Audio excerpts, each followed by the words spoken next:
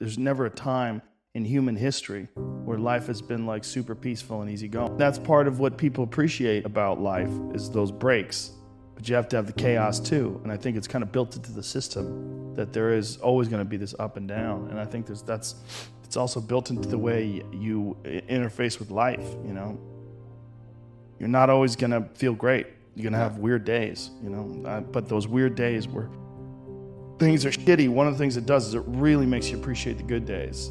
I think if every day is too good, that's the problem with people that are on like certain medications. It sort of make everything a 7 or a 6 all day, every day. It's just gray and pale and boring, and there's no ups and no downs. There's no nothing. It's just flat. The more effort that I put in my life, whether it's exercise or particularly like running and yoga and martial arts and doing stand-up and doing podcasts, the more I do those things, the more, because I'm creating my own struggle. And I feel like there's a lot of benefit in creating your own struggle rather than, like, if you see a lot of people that run into like a lot of struggle with life, like just life in general, in terms of like relationships and friendships and fallings out, a lot of that seems to me that people need a certain amount of conflict and a certain amount of struggle, and they create that struggle if they don't get it in some sort of a organic form. You know, if you're not at war with a neighboring tribe, or you're not worried about predators, you create this struggle with your girlfriend or with your buddies, or, you know, with the people at work, your coworkers.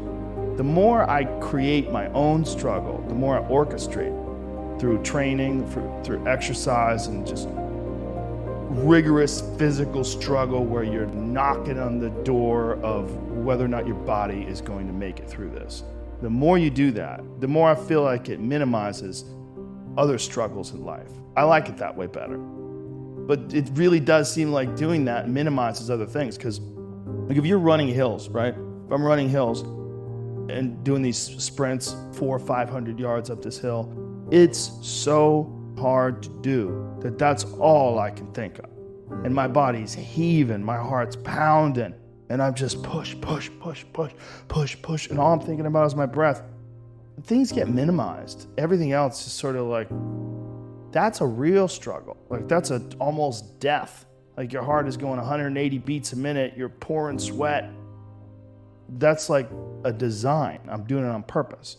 And I'm doing it to squeeze out all the excess energy and angst that my body might be putting out, that sort of confuses you about the real significance of interpersonal conflict and relationship conflict and work conflict. So much of it is like exaggerated by your own body's desire for some sort of action,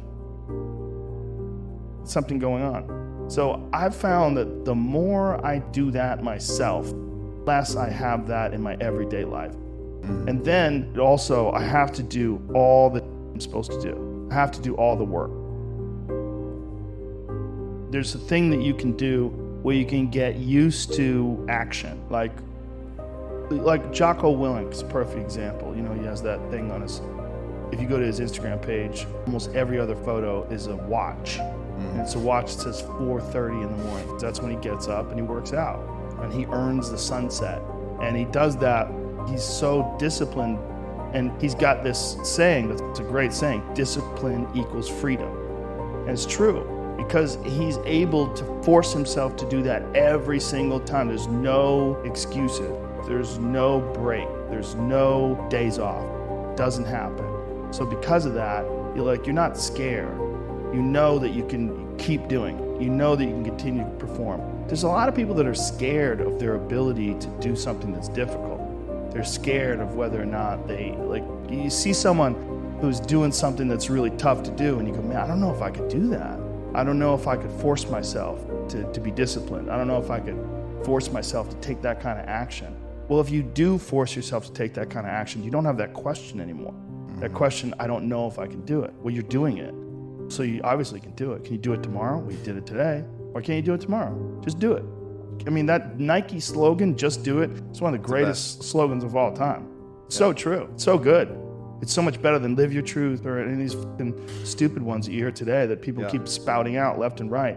Get out there and go do something. Just go. And then in the middle of doing it, it'll become easy. Even if it's not easy, even if it's hard, it's easier than not doing it and wishing that you had done it. You are not your past. You're you. You're you right now. Like the past you did, you might have done some things you wish you hadn't done. Don't dwell on that. You learn from it, that's fine, but don't dwell on it. Just keep moving. Keep moving. Use it as fuel. Say never again. I get what I did wrong, but don't think that you're that person that made those mistakes. You're the person who's learned. To have that attitude is a really important thing, and to not say, why am I doing this now? I could have been doing this my whole life. I think that enduring something and building up that ability to endure things, that's also a very important mechanism that you could apply to everyday life. Like that, the mechanism of understanding how to endure. Because a lot of people are just running from discomfort. They're running from it, just avoiding it. It's so easy to. And like if you get distracted for a second, let me check my phone. Just start going through your phone and looking at bullshit. Distracting yourself from the tiniest frustration of boredom. Knowing that you can achieve a certain level of excellence, whether it's in martial arts or anything you're doing. If you do know what that feeling is like when you've worked for years and years and years and you've achieved this certain level of excellence, very unusual, you realize like, oh, that could be achieved in other venues. You just have to find the venue, apply the discipline, and that's where you get so much more benefit out of a struggle that you choose to embark in versus a struggle that life throws upon you. And I think the more you choose to embark in these struggles, these especially physical and mental struggles, I consider both martial arts, yoga, and actually even trail running, I consider the mental struggles as much as physical struggles. Or you could say, no, this is what I'm doing today. I have a very clear plan in front of me. My plan is we're doing 4 miles today. This is where we start. This is where we end. This is what we're doing.